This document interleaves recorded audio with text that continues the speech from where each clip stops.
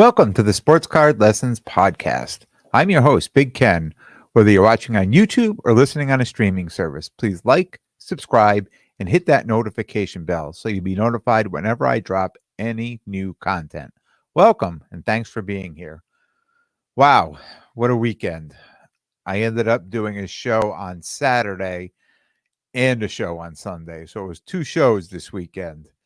Um, I did a show Saturday in Enfield, Connecticut, 45 minutes north of me. And as talked about last week, I did the Mount Kisco show in Mount Kisco, New York, which is 45 minutes southwest of me. So both shows, two different directions, 45 minutes away. And these shows for me couldn't have been any more different, complete opposites. I got a call from my good friend Rob, sports card therapist, on Friday, asking me if I wanted a road trip to the Enfield show Saturday morning. We had talked about it at one point and both had something going on during the day on Saturday. So I just thought we wouldn't be making it.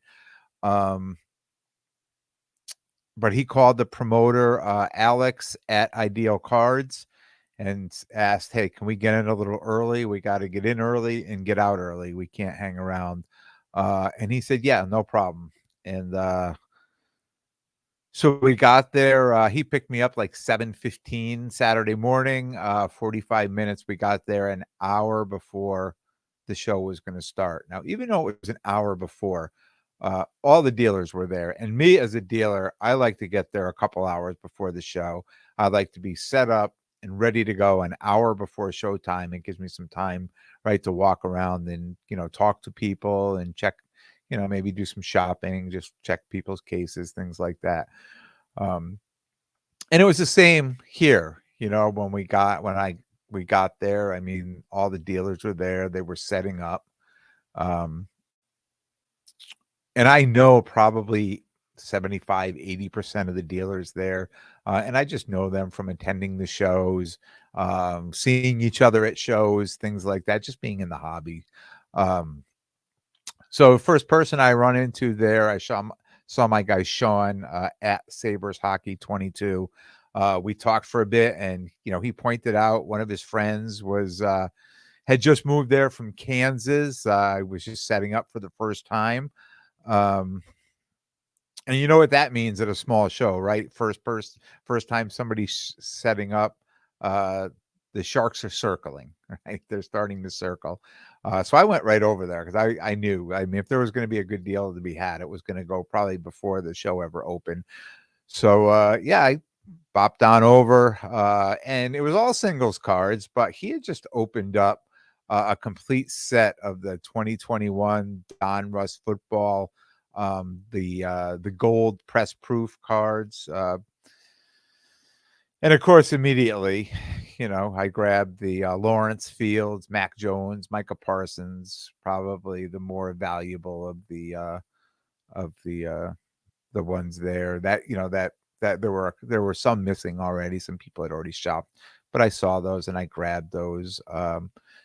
And what a great start, right? I've only been here a few minutes. I already grabbed some really great cards that were just pack pulled and penny sleeved and top loaded, and gradable condition, which is probably, out of everything I just said, the most important part of that.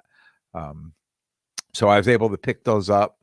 From there, I saw my guy Mike at J _ and _M_ sports cards. I've done a few deals with him, and he has some graded cards, but mostly raw cards too.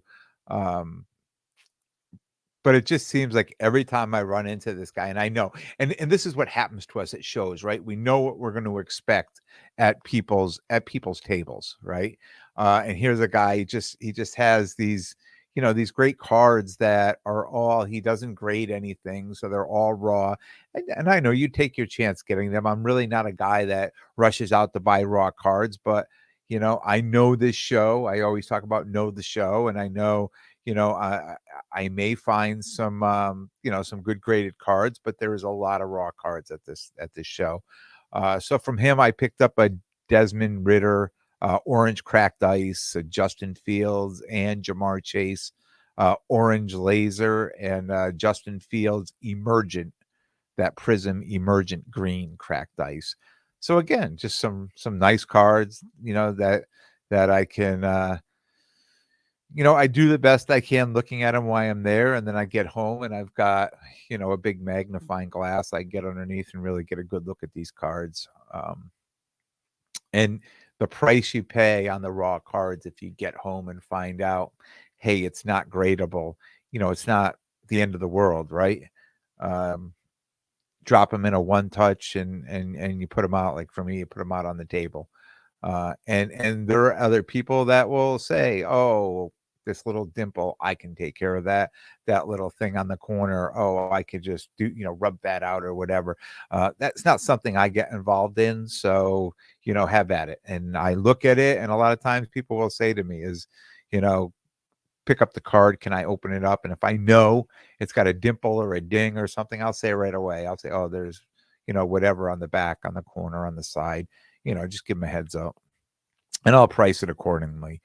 Uh, you know, if you're a listener of the show, I usually don't buy raw, but I'm putting an order together for PSA.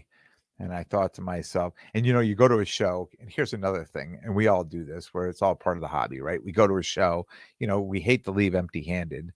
So, if we're not finding what we're looking for, we'll find something that we can pick up and bring home that we would be happy about, or the price was right, or just make the trip worthwhile. So, yeah, I'm putting together an order for PSA. So, I don't mind, picking up some of these raw cards to add to that order. Um, and even when I got home after further review of all the cards, all but one of the cards uh, was not going to be gradable. So it almost felt like a no brainer. I walked around this show cash heavy, hoping to find some cards that fit the bill to put in my the national box only. And I didn't find anything at the show, nothing that really I felt was worthwhile for me to and what I'm looking for, right? So I'm going in there looking for football, and there just wasn't a lot of graded football at this show. There's great cards at the show, but just not the things I was looking for. After a couple turns around the room, I met up with my guy Rob. He was digging through a dollar box. And he had a huge stack of cards in front of him. And I said, "Oh, what's going on, kid?" And he said, "Dude, gold mine." So I looked back at the boxes, and every card in every box was $1. I said, "Okay." uh, I'm buying raw cards, but digging through dollar boxes is really not what I like to do. It's not my idea of fun at the show. But while I was standing there, I grabbed a stack and I started, going through probably 3 or 4 cards in.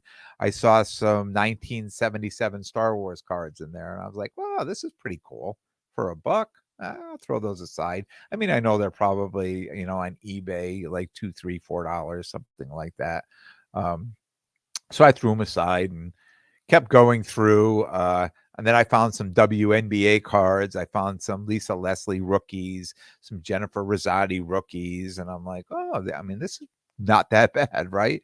For $1, yeah, I'll take these two." And then some 2020 and some 2021 football, rookie QBs. I'm like, "All right, so I'll keep going through the box." So, the next thing you know, I turn my Zion case over and I'm having a seat in front of the table and I'm going through, it probably would have been funnier if someone took a picture of it, right? And sent it to me, because I'm the one on always talking on here saying, "Yeah, I don't go through dollar boxes. I don't do any of this stuff." But yeah, there was definitely value in there. And I'm not saying I don't find value in there, because it seems like every time I start digging in a dollar box, I find value, but it's value that comes with work, right? So in this case, it was value that came with cards that'll be in my PC. All these WNBA cards I picked up. I'm definitely going to hold on to these Star Wars cards just because I just think they're cool, and I was a fan of Star Wars when I was a kid. Um, and there was a bunch of other stuff. At the end, I ended up collecting 31 cards that I paid for $1 each. I didn't even ask for a discount because every card I picked out of there I knew was at least $3, if not better. And some of those WNBA cards, they were from 1994 and they were in really good condition. And graded, they go for a whole lot more if they grade well. So yeah, I was pretty excited about just finding, that little treasure in that box. So at the end of the day, here's a show I ended up with that if you told me when I was going there I was going to buy raw cards, I would have said, nah, I'm, maybe if I see something that's really worthwhile. Um, and I ended up leaving that show with about 45, 46 raw cards, and no graded cards at all. I spent like $140 at the show. And I got some cards that I'm going to add to my PSA order. At the end of the day, I mean, it's great to see friends, right? Just great to be part of the hobby. It's great to be out looking at cards and yeah, I think we were home by like 10:30. Still had plenty of time to do what I had to do the rest of the day. Um, Yeah, and that was it. We just headed home from that one. And it's always funny, and we do this at all the shows, right? If you ride with somebody, and this is why it's kind of cool to ride with somebody because you get to like decompress when you hop back in the car and you talk about all your pickups, like, oh, I got this, I got that, and of course I'm in the passenger seat on this one. I'm starting to look up some comps on my phone and things like that, and it's just kind of cool. It's just makes for a great little trip. On Sunday, as planned, I went to the Mount Kisco show. My guy Jordan at Zips Cards. If you remember last week, I went to the Shriner show with him, and we had talked about doing this Mount Kisco show this Sunday. So he drove to my house, got here Sunday morning, like 8 o'clock, hopped in my car, and we drove down to Mount Kisco. Again, 45 minutes away. We got down there around 9, right when the doors open, headed into the show. And I've kind of talked the show up a little bit, to anybody I talk to, because this is my fourth time going to this show in Mount Kisco. They only hold it I think it's every 3 months. I could be wrong. I know it's not every month, but it's either every 2 months or every 3 months. I love the show. I always leave. I always know there's a Dunkin' Donuts right when you leave that show, and I usually pull in there, get a coffee, and I take some pictures of all the cards that I picked, that I picked up at the show, and it's just I'm billing this as a great show. It's always been a great show for me, a great show to pick up cards at. And it's usually busy. It's a small venue, it's a small room, small show, but it's usually really busy. And there's they get a lot of dealers in there with a lot of quality cards in there. So I've talked this show up, and we get there, we walk in, and half the dealers weren't even set up yet. I was looking around, I'm like, didn't it start at 9? And they're like, yeah. Some of the tables were empty, maybe just like a couple of Zion boxes just sitting on it, was just waiting for the dealers to set up. I was like, oh no, what's going on? And I said to one of the first dealers, I said, man, it looks like everybody slept in. He said, no, this time of year, it doesn't really get busy till noon. People just kind of show up at 9 and, get their stuff out there. There were some people completely set up. Like that would have been where I would have been one of those people completely set up an hour before.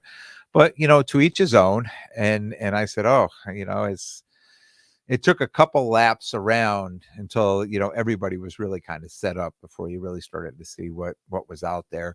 But I saw my guy Hank at Hanks_sports_cards. See Hank at a lot of the bigger shows. He shows up with his mom. Really, really nice kid. And I was surprised he was actually set up here. He's from the Albany area, but he drove down and set up. He said he had, nothing going on for the day, so he thought he'd come down and set up. So he looked like he was doing well. He's got a lot of great cards in his cases.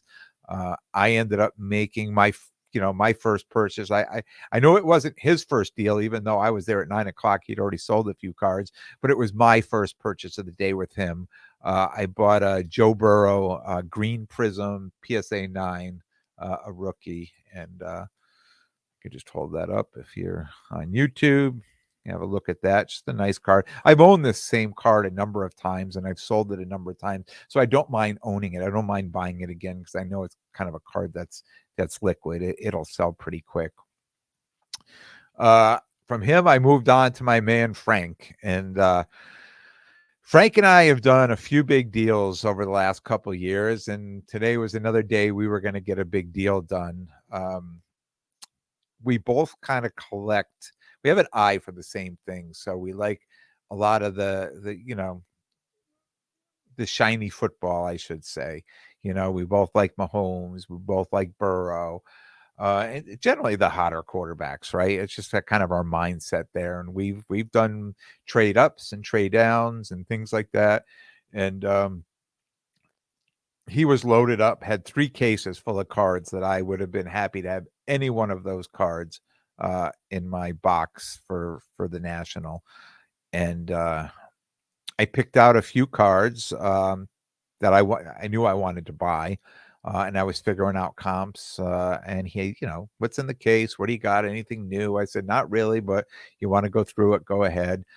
And he immediately pulled out my Mahomes, the rookie, the rated rookie, the blue number to 149 that I picked up last month. He comped it out. He saw what the price that I had on it, and he said, "Wow." He said, "Are the comps close to that? Because I really, really like this card." I said, "No." I said, "I think they're lower. The comps are lower, but it's what I think the car's worth." And I knew he wanted the card, and he says, "Wow." He says, "I don't know if we're too far apart, and he started looking up comps again, and I kind of let him stew on it for a while. I kind of felt at that moment by looking in his case, he just had he has high end Mahomes. I've seen him with the high end Mahomes cards, and he likes to buy the high end Mahomes cards. This is not a high end, but it was high enough, right? And at his table right now, I'm the only, it's not busy. So I'm the only person there. It's not like there's a bunch of things going on.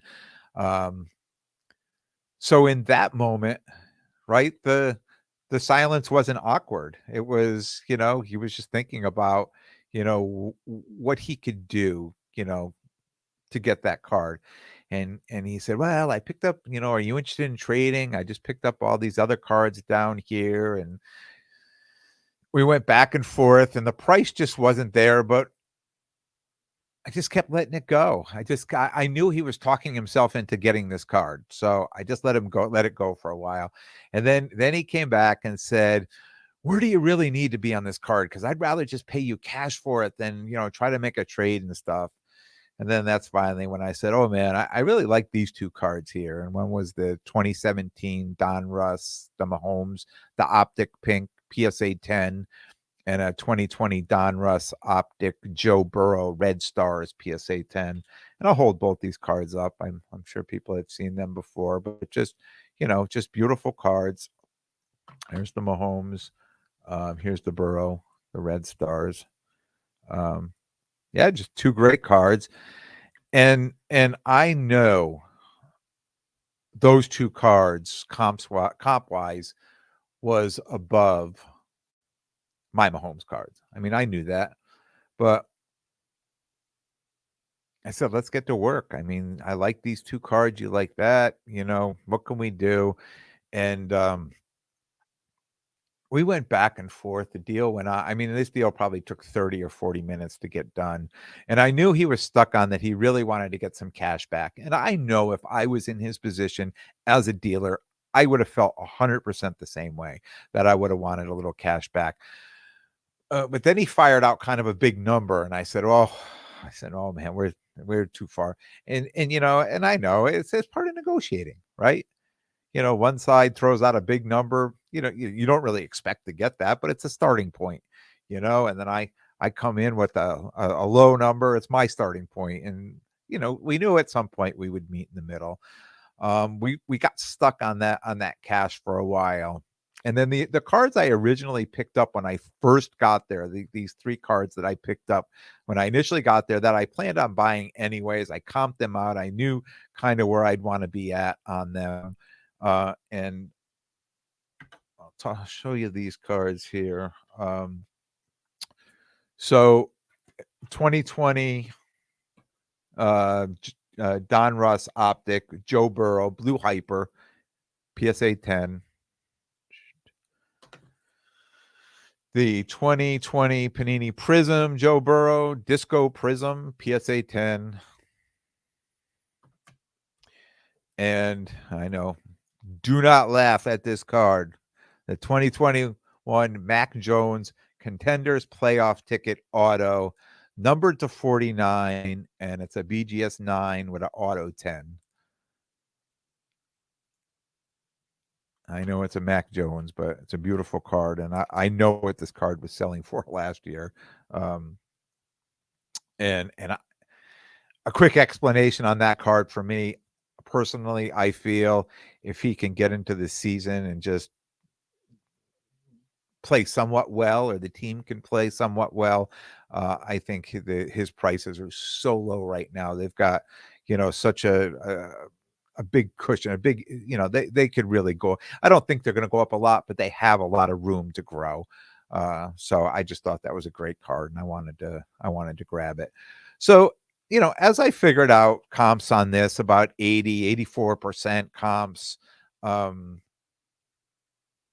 I said, look, if you can give me these 3 at this price, I'll throw $200 on top of that other trade, and we'll get this whole thing done. And then this way he's getting cash for the 3 cards I'm buying, and he's getting another 200 on top of the other one.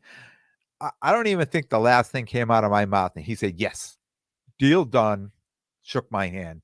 And I knew it was a sticking point. I knew the cash was a sticking point. And I just felt if I agreed to it too soon, then I would have had to given up too much, and it may have been a much longer negotiation. At the end of the day, we both got exactly what we wanted. He was so excited, not only to get that Mahomes card because he really liked that card, but to sell 3 other cards, right? And to move them. And I know he does really well. He picks these things up.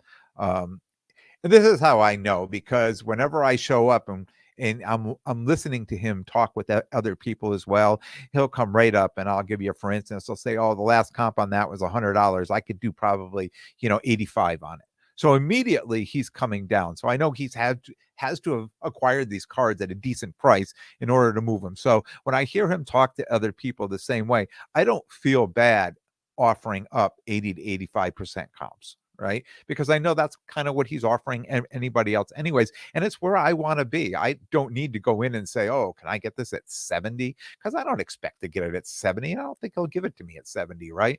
But just out of respect, I think. And we both got what we wanted. It was just a great deal. I mean, I walked away from his table with 5 cards that are going into the national only box, right? 5 cards, 5 really, really nice cards. And that's my goal going to these shows is to collect these cards, to get these cards, excuse me, for that. So that deal got done. I moved to the next table right next to his, and there was a guy who was kind of just standing there watching the whole deal because it wasn't busy, it was early, and I know he sat there and he watched the whole deal go down. So he had a front row seat to this for 30 minutes. So when I walked up to his table, I'm kind of looking in his case, and he had I'll hold it up. It's a 2021 Justin Fields Blue Scope PSA 10. Right. So I looked the comp up on the card. He was asking 150. The comp on the card was 150. So he was exactly at comp. And like I do, just to start the negotiating. And I kind of thought it would be funny because he sat there and watched this whole thing go back and forth. I think I felt like he felt like we kind of knew each other, even though we didn't, because he felt like he was part of the deal. So I said, hey, you take $100 on the Fields. And he says, No. And he didn't say anything else. So I waited for him to say something, and he said nothing. And then I looked up at him, and he looked back at me. He said, I said, no. And I said, no, no, I heard you. I said, but that's it? No, I can do 125. I can do 130. I need to get 140, or the price is just 150. And he said, it's 150. And if I wanted to sell it for 150, I could put it on eBay right now and sell it. Uh, I could tell at this moment I annoyed him, and I didn't want to annoy him. Right. So uh, I started a little small talk with him. Uh, and I just said, hey, man, I'm just trying to open the negotiation, for the card. I said, but you never came back. You never came back and gave me a price. And he shook his head. I said, yeah, I wasn't trying to be a jerk. I just, I can imagine, you're set up next to this guy. And I pointed to Frank, next to this guy all day. It's got to be a rough day, right? And then he kind of laughed, and Frank laughed, and we all thought it was funny. I said, no, seriously. I was like, what's the best you can, like I said, if I asked you what was the best you could do on the card, what are you going to tell me? What's your offer? Right. I'm a dealer too. I set up on that side, and, just kind of broke the ice a little bit. He relaxed a little bit. We started talking.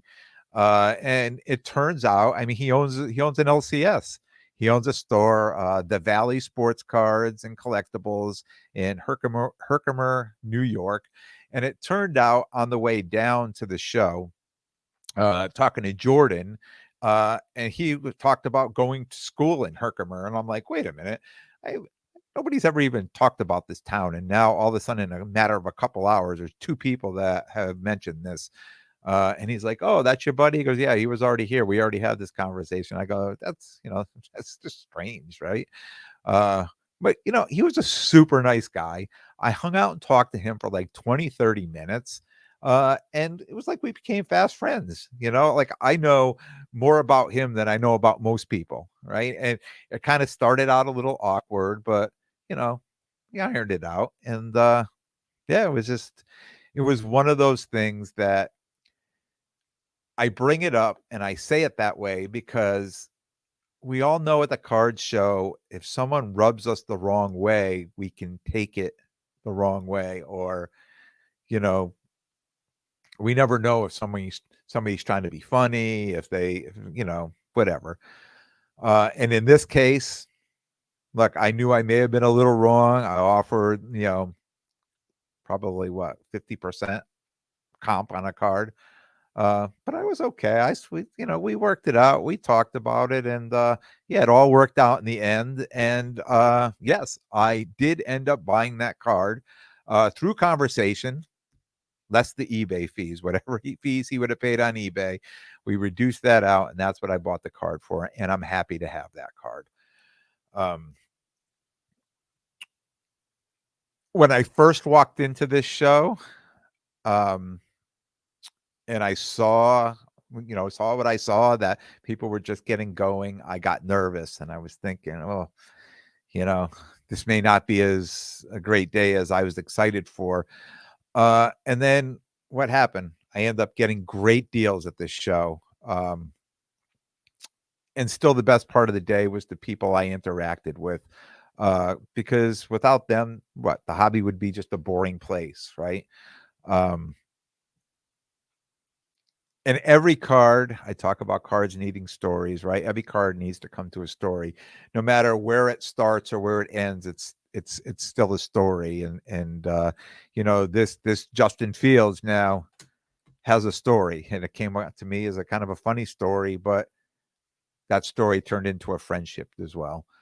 And I talk about the tale of two shows, right? You never know what to expect at a show.